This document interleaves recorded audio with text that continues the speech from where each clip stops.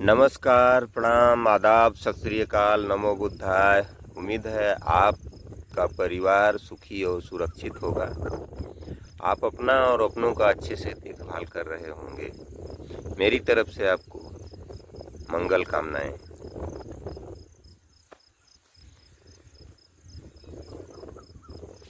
मित्रों, आज मैं एक जो कहानी आप लोगों को सुनाने जा रहा हूँ, बहुत ही दर्दनाक कहानी है। ये कहानी है हरियाणा के पानीपत जिले की। हरियाणा के पानीपत जिले में एक विनोद बराड़ा नाम का व्यक्ति रहता था। विनोद बराड़ा सुखदेव नगर पानीपत में हार्ट्रेन नाम से कंप्यूटर सेंटर चलाता था। 5 अक्टूबर 2021 की शाम परमहंस कुटिया के गेट पर बैठे विनोद को पंजाब की एक गाड़ी ने टक्कर मार दी और उसके दोनों पैर फ्रैक्चर हो गए। इन दोनों पैर को फ्रैक्चर होने के बाद उसको आनन फानन में हॉस्पिटल पहुंचाया गया। हॉस्पिटल में इलाज होने लगा। फिर इसका दोनों पैर में प्लास्टर बना और उसकी जान बच गई और वो जो है ठीक होने लगा। इधर विनोद बराड़ा ठीक हो रहा था, उधर विनोद बराड़ा की चाचा ने थाने में जाकर की रिपोर्ट दर्ज करवाई कि हमारे भतीजे विनोद बराड़ा को एक पिकअप ने रौंद डाला है और पिकअप का जो चालक था देव सुनार, भटिंडा पंजाब का रहने वाला था। देव सुनार उर्फ दीपक पंजाब का रहने वाला था। उसने जो है हमारे भतीजे को टक्कर मार दिया है, हिट कर दिया है, जो वह इस विषय में अपराधी है। तो पुलिस जो है देव सुनार को गिरफ्तार कर लेती है और उसको बंद कर देती है, जेल भेज देती है। कुछ ही दिनों बाद देव सुनार को जो है जमानत मिल जाती है और जमानत मिलने के बाद करीब इसमें 15 दिन लगा। 15 दिन में उसको जो है जमानत मिल गई।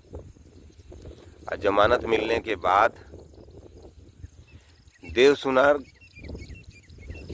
फिर एक दिन जो है आता है विनोद बराड़ा के घर। विनोद बराड़ा के घर आता है तो आकर कहता है कि मैं आपसे क्षमा प्रार्थी हूँ, हमसे गलती हो गई, जो आपको चोट लग गई। मैं चाहता हूँ कि हम और आप मिलकर समझौता कर लें इस मैटर में। जब हम लोग समझौता कर लें तो ठीक रहेगा, हमारा भी रोजी रोटी है, चलता रहेगा। लेकिन जैसे ही ये विनोद के घर पहुंचता है, विनोद बराड़ा के घर पहुंचता है देव सुनार उर्फ दीपक, तो अंदर कुर्सी पर बैठा हुआ था विनोद बराड़ा और देखते ही वो भड़क जाता है कि तुम क्या करने आए हो हमारे घर। लेकिन यह नयाव दिखता है न ताव, एक तमंचा निकालता है और तुरंत एक सिर में और एक छाती पर विनोद बराड़ा के मार देता है गोली। और विनोद बराड़ा लहूलुहान हो जाता है। इधर विनोद बराड़ा की पत्नी जो है उसी कमरे में थे, वो तुरंत चिल्लाने लगती है। शोर सुन करके गांव और मोहल्ले वाले सब इकट्ठा हो जाते हैं और भागते हुए इस देव सुनार को पकड़ लेते हैं और पकड़ करके इसको ले जा करके थाने में पुलिस को सुपुर्द कर देते हैं। पुलिस को सुपुर्द करने के बाद पुलिस अपने काम में लग जाती है। सबसे पहले पुलिस जो है देव सुनार के इन दोनों केसों का अध्ययन करती है। एक केस में जब उसने पहले विनोद बराड़ा को गाड़ी से कुचल दिया था और विनोद बराड़ा बच गया था, और दूसरा केस है कि विनोद बराड़ा बच गया था, उसके पैर में प्लास्टर बंधा था। उसके बाद फिर उसकी हत्या करता है वहीं देव सुनार। तो पुलिस को शक हो जाता है। तो 2021 की ये घटना है। धीरे धीरे केस की हेयरिंग चल रही थी और ट्रायल कोर्ट में चल रहा था बराबर। जीरा पेशी सब कुछ होने के बाद 2-4 महीने में फैसला भी आने वाला था। लेकिन इसी बीच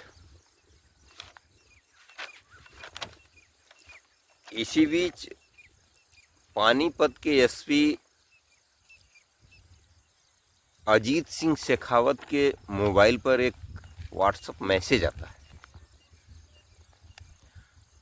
अजीत सिंह शेखावत के मोबाइल पर एक मैसेज आता है ऑस्ट्रेलिया से कि जो विनोद बराड़ा का हत्या हुआ है उसमें असली हत्यारा देव सुनार नहीं है, बल्कि उसमें असली हत्यारे कोई दूसरे हैं जो उसी परिवार के सदस्य हैं। कृपया आपसे अनुरोध है कि आप उस केस को गहराई से तफ्तीश करें और असली हत्यारे को पकड़ लें। इतना मैसेज मिलने के बाद ये जो एसपी थे अजीत सिंह शेखावत ने सोचा कि ऐसा क्या हो गया। तो चूंकि मैसेज आया था सरकारी मोबाइल पर, तो उसमें जो है कार्रवाई तो करनी ही थी। तो उन्होंने सोचा कि क्यों न फिर इस केस को फिर खोला जाए, फिर इसमें अध्ययन किया जाए, क्या बात है, फिर से जांच करवाई जाए। अब एसएमएस आया है, व्हाट्सएप मैसेज आया है, तो इसको दिखवा लेते हैं। तो उन्होंने अदालत में अर्जी दाखिल कर दी कि इस केस का फिर से जो है इन्वेस्टिगेशन होगा और इसके लिए कोर्ट से मैं इजाज़त चाहता हूँ। कुछ प्रूफ उन्होंने दिया, उसी के आधार पर जो है फिर से अदालत से इजाज़त मिल गई केस को फिर से रीओपन करने के लिए। तो इस केस को फिर से रीओपन कर दिया गया और एसपी अजीत सिंह शेखावत के आदेश पर 2 टीमें बनाई गईं। एक टीम को यह जिम्मा सौंपा गया कि जब 5 अक्टूबर 2021 को पहली बार विनोद बराड़ा का एक्सीडेंट हुआ था, उस समय विनोद बराड़ा की वाइफ या उनके नज़दीकी लोगों से किन लोगों से बात हुई थी और जिसने इस हत्या को अंजाम दिया था या जिसने हिट किया था पिकअप से, उससे किससे बात हुई थी उस दिन। तो मोबाइल का सीडीआर निकलवाया गया और उस दिन का चेक किया गया कि उसमें किसने किससे बात किया था। तो ये जो देव सुनार था जिसने अपने पिकअप से रौंद डाला था विनोद बराड़ा को, तो विनोद बराड़ा को रौंदने के समय उससे उससे पहले उसने एक व्यक्ति से 4-5 बार कांटेक्ट किया था और बात किया था। उस व्यक्ति का नाम आता है सुजीत। सुजीत उर्फ बंटू। सुजीत उर्फ बंटू से उसकी कई बार बात हुई 5 अक्टूबर 2021 को। तो अब दूसरे केस की बात देखनी थी कि जब विनोद बराड़ा की हत्या हुई, गोली मारकर हत्या हुई, क्या उस दिन भी देव सुनार और इस सुमित उर्फ बंटू के बीच में बातचीत हुई? तो पुलिस ने पाया कि वास्तव में उस दिन भी सुमित उर्फ बंटू तथा ये देव सुनार के बीच में बात हुई 4-5 बार। तो पुलिस को लगा निश्चित रूप से कोई कनेक्शन है इस देव सुनार में और सुमित में। तो पुलिस ने देव सुनार को तो पहले से ही गिरफ्तार कर लिया था, वो तो जेल में था। लेकिन तब उन्होंने सुमित को उठाया, और सुमित को उठाया तो 3rd डिग्री इस्तेमाल हुई और पुलिस ने उसके ऊपर फिर से जब इस्तेमाल किया तो उसने बताया और पूरी कहानी खुल कर आई। और जो कहानी खुल कर आई वह बहुत ही भयावह थी। तो उसके बाद फिर ये देखा गया कि सुमित की बात किससे होती थी और किससे होती थी। तो सुमित की बात एक और नंबर पर होती थी जिस पर घंटों बात होती थी, कई घंटे तक बातचीत होती थी और व्हाट्सएप मैसेज भी होते थे। तो वो जो नंबर था वह नंबर था विनोद बराड़ा की पत्नी निधि बराड़ा का। तो सुमित का जो बातचीत होता था, घंटों बातचीत होता था, वह विनोद बराड़ा की पत्नी निधि बराड़ा से होता था। तो पुलिस को समझ में आया कि कोई न कोई पारिवारिक कनेक्शन है। तो फिर निधि बराड़ा को भी उठाया गया। जब उसको पुलिस स्टेशन बुलाया गया तो पूछा गया तो निधि बराड़ा पहले आनाकानी करने लगी, साफ साफ नहीं बताई। लेकिन थोड़ी ही देर बाद जब सुमित से उसका सामना हुआ तो वह टूट गई और सारी कहानी बयां करने लगी। इतनी भयानक ये कहानी थी। जब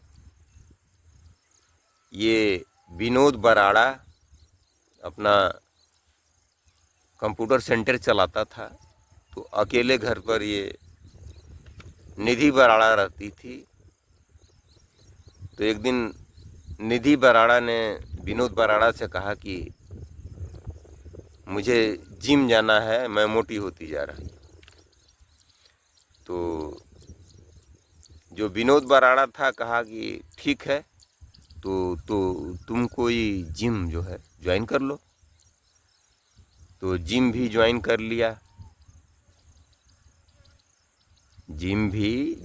लिया। निधि बराड़ा ने। और निधि बराड़ा को एक पर्सनल ट्रेनर भी मिल गया। जो पर्सनल ट्रेनर मिल गया वह ट्रेनर था सुमित उर्फ बंटू। सुमित उर्फ बंटू जो है निधि बराड़ा का पर्सनल ट्रेनर हो गया और पर्सनल ट्रेनर से फिर उसका प्रेमी हो गया और प्रेमी से फिर वह उसका इतना क्लोज सर्किट हो गया कि अब उसके बारे में क्या ही बताना। तो इन दोनों प्रेमी जोड़ों ने इस खौफनाक केस की स्वयं रचना की और देव देव सुनार जो भटिंडा पंजाब का रहने वाला था, उसको 10 लाख रुपए में इन लोगों ने सुपारी दी। और सुपारी देने के बाद देव सुनार से इन लोगों ने वादा किया कि तुम्हारे बच्चों की फीस, तुम्हारे परिवार का खर्चा हम लोग सब उठाएंगे, लेकिन 4-6 महीने में तुम्हारी जमानत हो जाएगी, ज़्यादा से ज़्यादा 6 महीने की सज़ा होगी, या जो कुछ इस तरह से उन लोगों ने अपना सेटिंग कर लिया था। तो ये सब सारे रिकॉर्ड जो है, उनके खाते से जो ट्रांजैक्शन हुए थे 10 लाख रुपए की सुपारी के, वो और देव सुनार के बच्चों की जो फीस भरी गई थी सुमित उर्फ बंटू के खाते से और निधि बराड़ा के खाते से, तो ये सारे प्रूफ जो है पुलिस को मिल गए और सारे मजबूत पुख्ते सबूतों के साथ फिर से नया चार्जशीट जो है पूरे 1 हफ्ते में तैयार करके और अदालत में पेश किया जा चुका है। यह मैसेज 1 जून 2024 को ही पुलिस अधीक्षक अजीत सिंह शेखावत के मोबाइल पर मिला था और 7 जून 2024 को सारी केस का पर्दाफाश हो गया। इतना फास्ट काम हुआ और 7 जून 2024 को सभी अपराधी जेल में हैं और प्रथम दृष्टया सबसे प्रथम नंबर पर रखा गया ये जो निधि बराड़ा हैं, वो प्रथम अपराधी के रूप में। सेकेंड अपराधी जो है सुमित उर्फ बंटू और थर्ड अपराधी हो गया देव सुनार। ये रही आज की कहानी। कोई पत्नी अपनी पति के प्रति कितना क्रूर हो सकती है और ऐसा क्यों हो रहा है, जबकि विनोद बराड़ा के घर में कोई कमी नहीं थी, न पैसों की कमी थी, न रहन सहन की कमी थी। फिर निधि बराड़ा ने इस तरह का फैसला कैसे लिया? अब आप यहाँ तक समझ लीजिए कि इसका पोल कुछ पहले ही खुल चुका था, 2-3 महीने 4 महीने पहले खुल चुका था।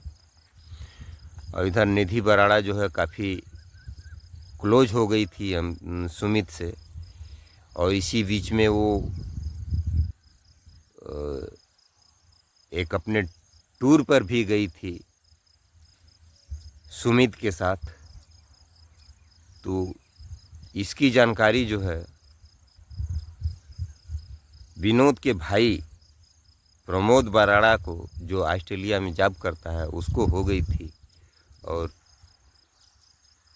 विनोद बराड़ा का भाई प्रमोद बराड़ा ही मैसेज किया था एसपी साहब को, और उसी एसएमएस के आधार पर इस केस की जांच हुई और ये केस खुलकर सामने आया।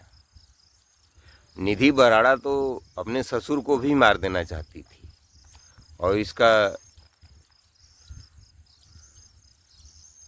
उड़ती खबरों से कुछ पता लग गया था प्रमोद बराड़ा को, तो अपने पिताजी को उसने ऑस्ट्रेलिया बुला लिया था और ऑस्ट्रेलिया में ही उसके पिताजी उसके साथ रह रहे थे।